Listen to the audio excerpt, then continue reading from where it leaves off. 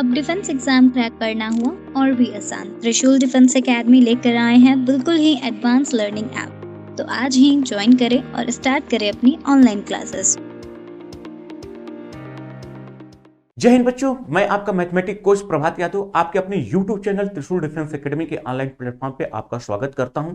जैसा कि आप स्क्रीन पे देख रहे हैं, डोग्रास क्लास 12 प्लस एनडीए, ये एक ऐसे बैच का नाम है जिसमें हम लोग आपके बोर्ड के साथ साथ एनडीए की भी प्रिपरेशन कराते हैं। ठीक है, अर्थात अगर इस बैच को आप ज्वाइन करते हैं तो आपको एक्स्ट्रा कुछ पढ़ने की जरूरत नहीं होती है। एक्स्ट्रा ईयर गैप लेके आपको एनडीए की तैयारी करने की भी जरूरत नहीं पड़ती है। इसी में 12th के साथ साथ ही आपके एनडीए की कंप्लीट तैयारी करा दी जाती है। ठीक, आज प्यारे बच्चों मैं जिस टॉपिक के बारे में डिस्कस करना चाह रहा हूं, जैसा कि आप स्क्रीन पे देख रहे हैं, डिटर्मिनेंट्स, जिसको हिंदी में हम लोग बोलते हैं सारणिक। कुछ बच्चे जो हमारे हिंदी मीडियम के होते हैं उनके बुक में लिखा रहता है डिटर्मिनेंट का मतलब होता है सारणिक। तो आज प्यारे बच्चों हम लोग इसके कुछ बेसिक प्रॉपर्टीज के बारे में डिस्कस करेंगे। उस प्रॉपर्टीज में बेस्ट एनडीए में एक दो सवाल जो आए हुए हैं सिंपल प्रॉपर्टी पे, उस पर हम लोग डिस्कस करेंगे। अगर आप मुझसे बात करेंगे कि सर डिटर्मिनेंट जो टॉपिक है इसमें सबसे ज्यादा किस कॉन्सेप्ट पे क्वेश्चन आते हैं, तो मैं आपसे बताऊंगा क्रैमर रूल।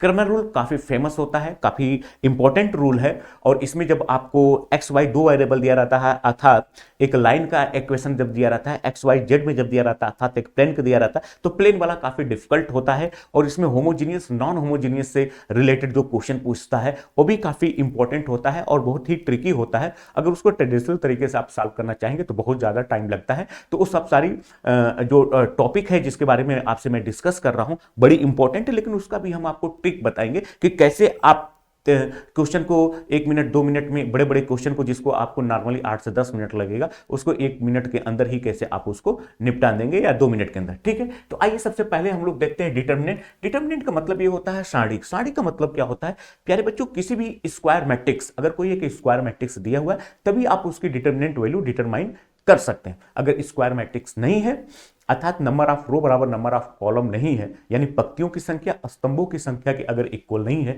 तो ऐसी मैट्रिक्स के की डिटर्मिनेंट वैल्यू आप डिटरमाइन नहीं कर सकते। अर्थात ऐसे मैट्रिक्स के बारे में, ऐसे मैट्रिक्स के का आप सारणिक नहीं निकाल सकते। तो आइए सबसे पहले हम लोग समझते हैं कि अगर कोई एक स्क्वायर मैट्रिक्स है तो उसकी डिटर्मिनेंट वैल्यू को हम लोग इससे डिनोट करते हैं। किससे?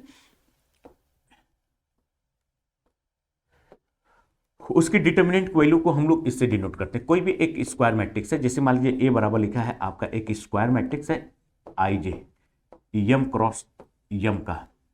ठीक, तो इसकी डिटर्मिनेंट वैल्यू, यानी इसको आप डिनोट करेंगे डिटर्मिनेंट ऑफ ए, और यही हो जाएगा आपका ए आई जे यम क्रॉस यम। ठीक, तो देखिए अब इसके बारे में हम लोग, जैसे मान लीजिए कोई एक मैट्रिक्स दिया है आपका ए बराबर 1 2 3 4, ये लिखा है 2 क्रॉस 2 की एक स्क्वायर मैट्रिक्स, वर्ग आव्यूह। अगर हम कहें इसकी डिटर्मिनेंट वैल्यू क्या होगी, तो आप डिटर्मिनेंट ऑफ ए, इसी को आप डिनोट करेंगे इससे, और ये जो इस तरह से लिखा है बड़ा ब्रैकेट, इसको दो पाई के बीच में लिख देते हैं 1 2 और 3 4। ये इसका ऑर्डर क्या हो जाएगा 2 क्रॉस 2 या 2/2। ठीक, यानी 2 क्रॉस 2 के एक स्क्वायर मैट्रिक्स है। ठीक है, अब इसकी वैल्यू हम लोग एलिमिनेट कर लेते हैं। कैसे? इसका इसमें मल्टीप्लाई करते हैं, ये हो जाएगा 4, और इसका इसमें मल्टीप्लाई करते हैं लेकिन इसके आगे माइनस साइन लगा देते हैं 6, ये हो जाएगा 4 - 6, और 4 - 6 की वैल्यू आप जानते हैं ये होती है -2। ठीक, तो आइए कुछ इसके बेसिक आगे के कॉन्सेप्ट को समझते हैं। देखिए कोई किसी भी स्क्वायर मैट्रिक्स के डिटर्मिनेंट, स्क्वायर मैट्रिक्स के डिटर्मिनेंट वैल्यू को डिटरमाइन किया गया है।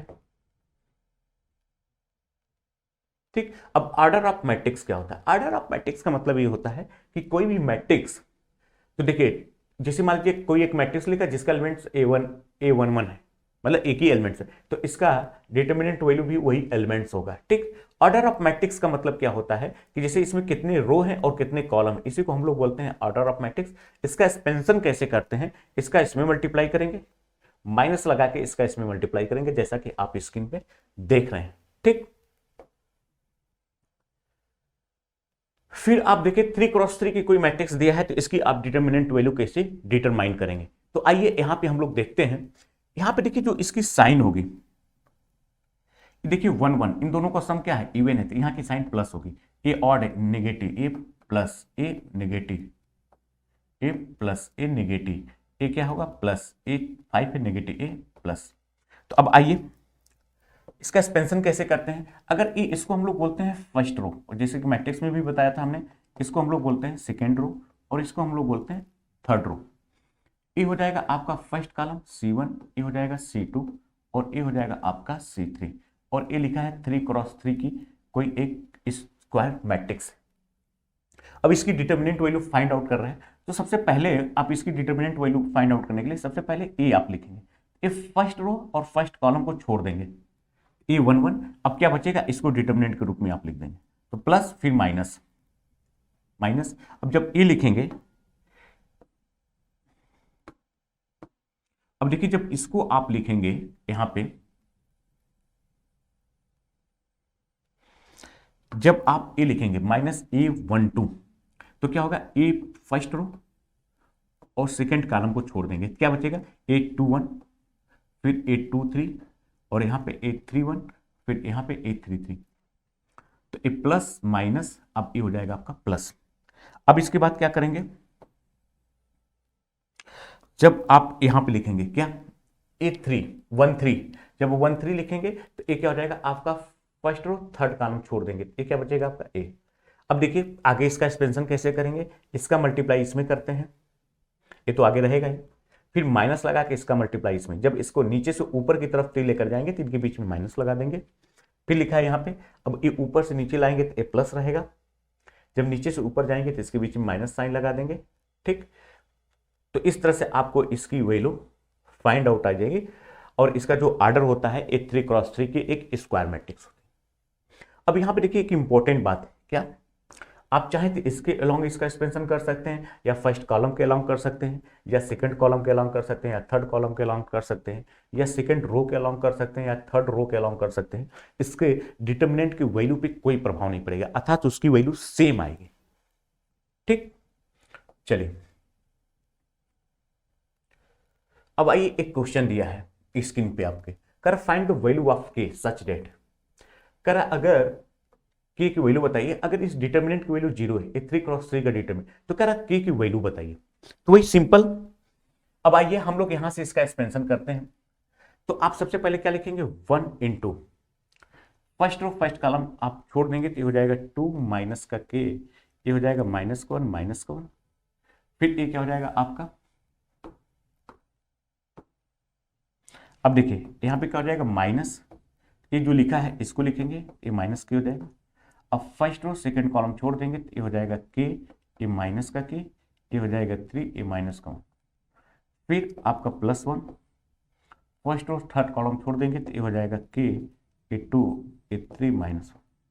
चलिए, और यही सब की वैल्यू क्या दिखा है 0। आइए सिंप्लीफाई करें, इसका मल्टीप्लाई इसमें करेंगे तो क्या हो जाएगा -2, इसका इसमें करेंगे तो इसके आगे माइनस, ये हो जाएगा के, ये माइनस माइनस प्लस हो जाएगा, इसका मल्टीप्लाई इसमें करेंगे तो ये हो जाएगा माइनस का के, ये हो जाएगा माइनस का 3 के, और इसकी साइन चेंज करेंगे तो प्लस का 3 के, ये हो जाएगा प्लस का 1, इसका मल्टीप्लाई इसमें करेंगे तो माइनस का, ये -6 इज इक्वल टू क्या हो जाएगा 0। ये हो जाएगा आपका यहाँ पे, तो ये हो जाएगा आपका -2 माइनस का के, ये हो जाएगा माइनस का के स्क्वायर, या यहाँ पे आप लिख सकते हैं ये 2k हो जाएगा, इसका मल्टीप्लाई करेंगे तो प्लस का 2k स्क्वायर, और ये हो जाएगा माइनस का के माइनस का 6 इज इक्वल टू 0। अब यहाँ पे देखिए ये हो जाएगा आपका 2k स्क्वायर माइनस का 2k माइनस का 8 बराबर 0। यहाँ से आप 2 कॉमन, -2 कॉमन लेके इधर भेज देंगे, ये हो जाएगा k स्क्वायर माइनस का के माइनस का 4 इज इक्वल टू 0। आप के बराबर लिख सकते हैं माइनस का b plus minus √b square minus 4ac upon 2a, तो k बराबर हो जाएगा 1 प्लस माइनस √17/2। तो अब यहाँ पे देख रहे हैं k की 2 वैल्यू आई, क्या क्या, तो यहाँ से आप लिख सकते हैं, यानी कि अगर एक बार पॉजिटिव साइन लेंगे तो k बराबर हो जाएगा आपका 1 प्लस अंडर रूट 17/2, अगर आप नेगेटिव साइन देंगे तो ये बराबर हो जाएगा 1 माइनस अंडर रूट 17/2। तो अगर हम लोग ऑप्शन की बात करें तो ऑप्शन के हिसाब से आप देख रहे हैं सी इज करेक्ट। ठीक, चलिए अब देखिए प्रॉपर्टी ऑफ डिटर्मिनेंट। जो हमारे इस पे क्वेश्चन आते हैं, एक दो क्वेश्चन हमारे प्रॉपर्टी ऑफ डिटर्मिनेंट पे आते हैं, अर्थात इनके गुणधर्म पे आते हैं। ठीक, अगर प्रॉपर्टी क्लियर है तो आप इसमें इसके जो क्वेश्चन आते हैं इजी तरीके से आप सॉल्व कर सकते हैं। जैसा कि पहली प्रॉपर्टी क्या कह रहा है कि इफ एनी रो या column of a determinant consist of all zeros then the value of determinant is zero. कह रहा अगर कोई एक डिटर्मिनेंट है, इसे सपोज करिए 2 क्रॉस 2 की, इसके किसी भी रो या किसी भी कॉलम, यानी कि ए बराबर अगर आपका लिखा है मान लो ए डैश 0 0 1 3 5, कोई भी रो, यहाँ पे देखिए फर्स्ट रो या कोई भी कॉलम फर्स्ट कॉलम कि अगर सारे एलिमेंट्स 0 हैं तो इसकी वैल्यू हमेशा 0 आएगी। ठीक, या यहाँ पे देखिए जैसे मान लीजिए कोई एक डिटर्मिनेंट को हमने बी से डिनोट किया 3 क्रॉस 3 का, जैसे हमने लिखा 1 2 3, यहाँ पे हमने लिखा 5 6 7, यहाँ पे हमने लिखा 0 0 0, ये लिखा है 3 क्रॉस 3। तो अब इसकी वैल्यू क्या होगी 0।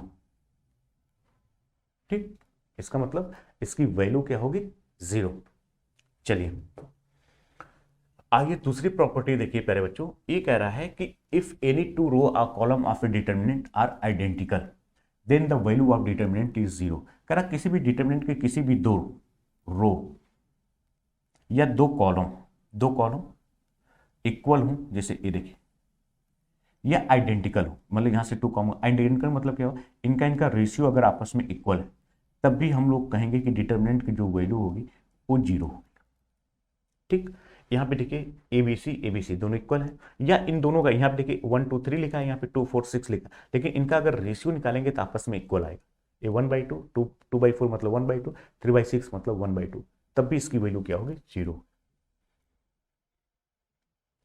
अब देखिए थर्ड प्रॉपर्टी क्या कह रहा है कि अगर किसी भी डिटर्मिनेंट के किसी भी दो रो या दो कॉलम को अगर आपस में इंटरचेंज करते हैं, जैसे मान लीजिए कोई एक डिटर्मिनेंट हमने लिख दिया, ए है आपका R1, ए है आपका R2 और ए है आपका R3। अगर इन दोनों को आपस में चेंज कर दिया, यानी कि मान लो एक नया डिटर्मिनेंट आ गया, इसको हमने लिख दिया R2, इसको हमने लिख दिया R1, इसको हमने लिख दिया R3, इन दोनों को आपस में इंटरचेंज करिए तो इसकी वैल्यू कोई प्रभाव नहीं पड़ेगा, बस इसके आगे माइनस साइन लग जाएगी, न्यूमेरिकल वैल्यू सेम रहेगी। अर्थात यहां से आप ए डैश बराबर लिख सकते हैं माइनस का ए, यानी कि ए हो जाएगा माइनस का ए। ठीक, देखिए थर्ड प्रॉपर्टी जो है, फोर्थ क्या है, कह रहा the value of determinant remains change.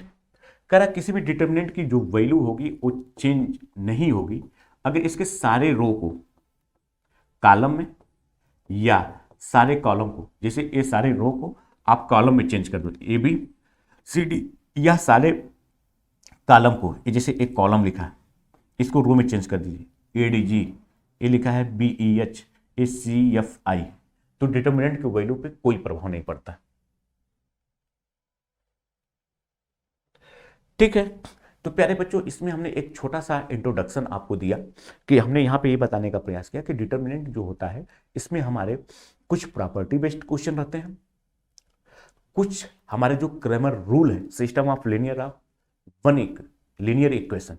ठीक, अर्थात एक घातीय जो समीकरण होते हैं उनके सॉल्यूशन को कैसे, जैसे 2 क्रॉस 2 का होता है तो उसको आप इजी तरीके से बता सकते हैं, लेकिन जब 3 क्रॉस 3 का होता है अर्थात जिसमें 3 वेरिएबल्स रहते हैं तो उसको बताना थोड़ा सा डिफिकल्ट हो जाता है।